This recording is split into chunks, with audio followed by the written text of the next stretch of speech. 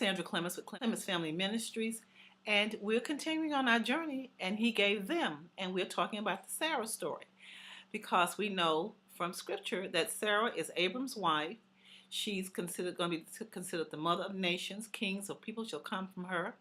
And we know that she's the mother of Isaac. She's actually the niece of Abram at this point. We know that Sarah was put into Egyptian captivity because of her beauty. And because of her beauty, God blessed Abraham. Pharaoh blessed Abraham because of her. But it is believed that, as I said last time, that Hagar was picked up as a slave when they were in Egyptian captivity. Now, you've got to understand that, as I said, Sarah was barren and that she was suffering the scourge of her community in barrenness. And then they believed that if a woman who was barren had a slave, they could raise up a child with their husband from that slave, and that child would be their child. In other words, Sarah telling Abraham to go into Hagar was culturally accepted because that would have given Sarah a child. We talk about surrogacy in today's world, women having children for other people, but basically that's what it was. Hagar was a surrogate mother for Sarah. At any rate, Hagar Abraham is convinced by Sarah to go into Abraham. He obeys her. He goes into Hagar. Hagar conceives, and once she conceives, she begins to act indifferently toward Sarah. It says she was despised, she despised Sarah, and Sarah began to treat her very harshly.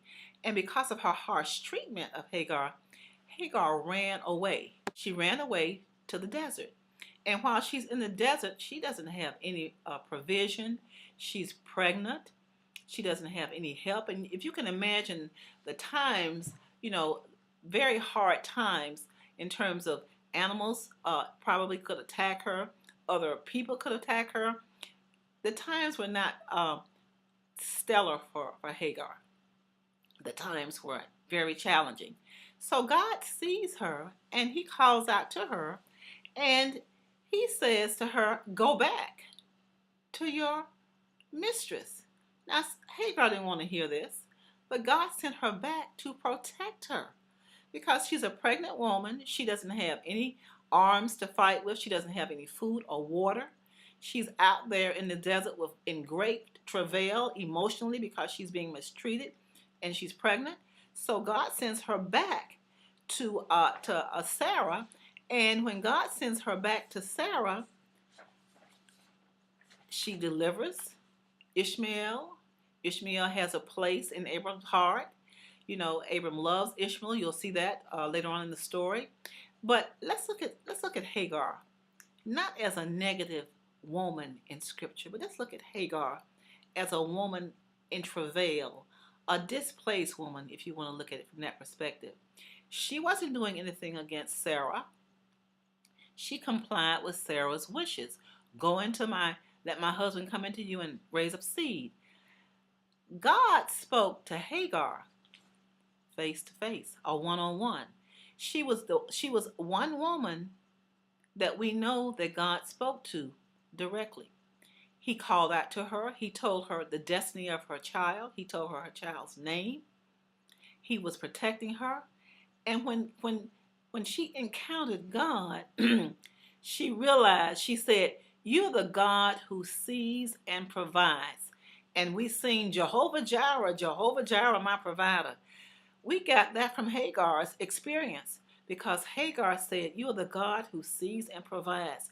And then Hagar is the mother of Islam. And now I know you may not want to hear that, but just as one of those facts, she's the mother of Islam. God made promise to Hagar.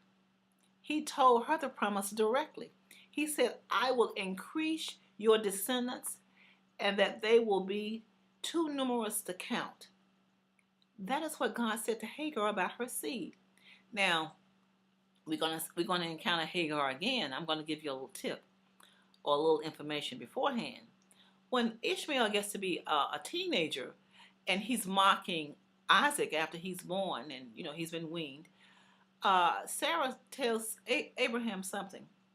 And what he says to her is, get the bondswoman and her child out of my life. And this child will not share the inheritance with mine.